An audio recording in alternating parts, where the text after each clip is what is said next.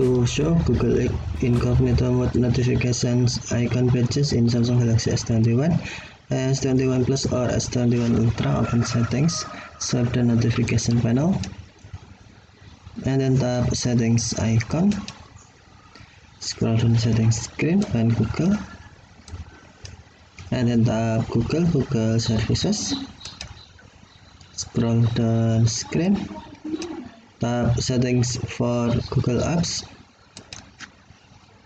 tap search assistant and voice, and then select notifications, tap notifications, and then you must turn on Google notification first. If Google notification is off, tap show notification switch until blue to turn on, and then scroll down screen,